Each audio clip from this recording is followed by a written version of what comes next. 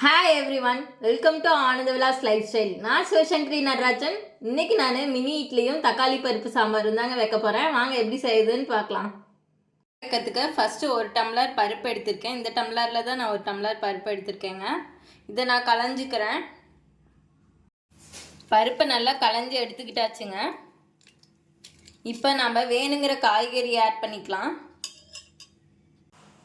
மஞ்சள் பூசணிக்காய் தான் எடுத்திருக்கேன். இதை சீட்ஸ் ரிமூவ் பண்ணிக்கலாம், க்ளீன் பண்ணிக்கலாம். தோல் சீவிக்கலாங்க. இப்போ கட் பண்ணிக்கலாம்.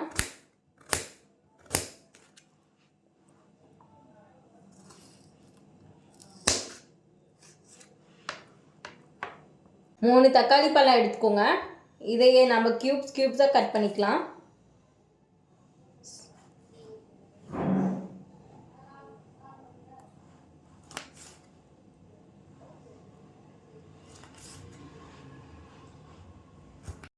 இப்போ களைஞ்சி வச்சுருக்க பருப்பில் வெந்தயம் ஒரு 10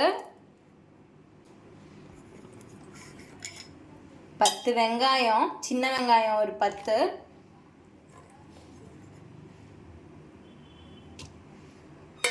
கட் பண்ணி வச்சுருக்க தக்காளி,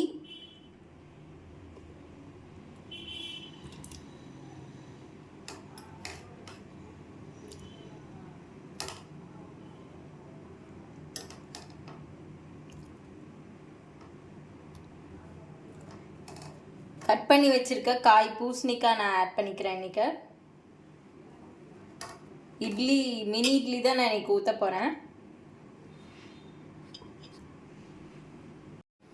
பெருங்காயம் 1/2 ஸ்பூன், சீரகம் ஒரு 10ங்க, சாம்பார் தூள் 1 ஸ்பூன். இப்போ நான் தண்ணி ஊற்றி விசில் விட்டுக்கிறேங்க.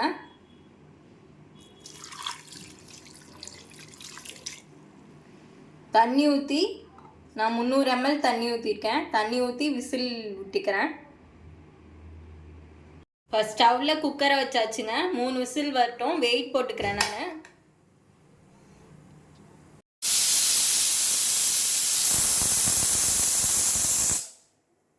மூணு விசில் வந்துடுச்சு. இப்போ ஸ்டவ் ஆஃப் பண்ணிக்கலாங்க. சாம்பாருக்கு ஒரு தாளிப்பு போட்டுக்கலாங்க. அதுக்கு ஃபஸ்ட்டு ஸ்டவ் பற்ற வச்சுட்டு அதுக்கு கடாய் ஒன்று வச்சுக்கோங்க. இப்போ ஆயில் ஊற்றிக்கலாம். காஞ்சனியும் கடாய் நல்லா காஞ்சிச்சுங்க. இப்போ ஆயில் விட்டுக்கோங்க. 2 ஸ்பூன் ஆயில் ஊற்றிக்கிறேன்.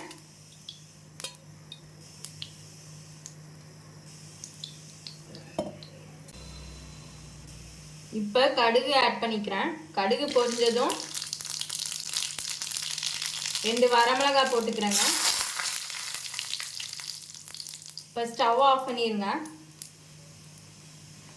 இப்போ குக்கர் விசில் போயிடுச்சுங்க. நம்ம ஓப்பன் பண்ணிக்கலாம் குக்கரை.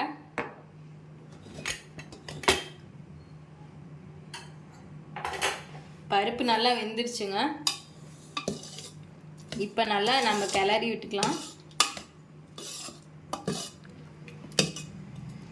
இப்போ நம்ம அந்த தாளிப்பை கொட்டிக்கலாம்.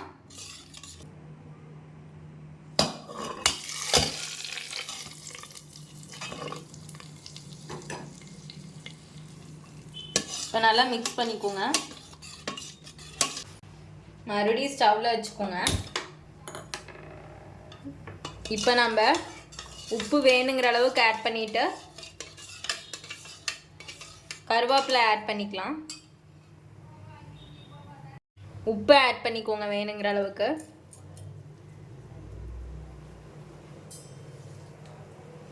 கருவேப்பிலை ஃப்ரெஷ்ஷாக போட்டால் தான் நல்லாயிருக்கும். ஃப்ரெஷ்ஷாக போட்டுக்கிறேன் நான். இப்போ நல்லா கிளறி விடுங்க. 2 கொதி வந்தனையும் ஆஃப் பண்ணிடலாம் ஸ்டவ்வை. இட்லிங்கிறனால நான் இன்றைக்கி புளி ஊற்றலிங்க.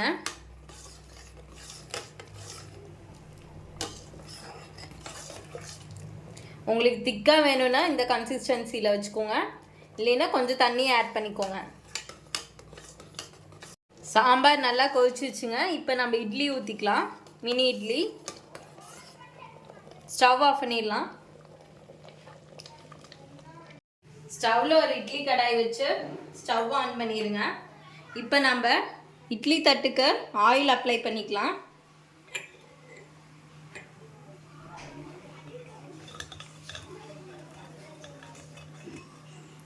ஆயில் அப்ளை பண்ணியாச்சுங்க. இப்போ இட்லி ஊற்றிக்கலாம்.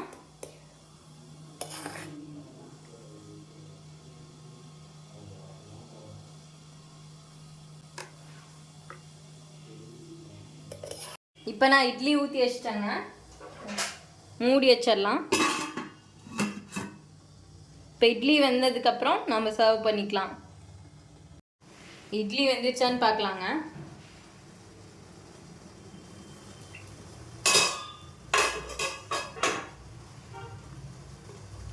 வெந்துச்சு. இப்போ ஆஃப் பண்ணிடலாம் ஸ்டவ்வை. இப்போ நான் இட்லி எடுத்துக்கிறேங்க.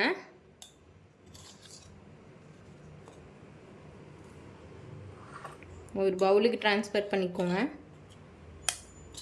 இப்போ சுட சுட சாம்பார் ஊற்றிக்கலாங்க.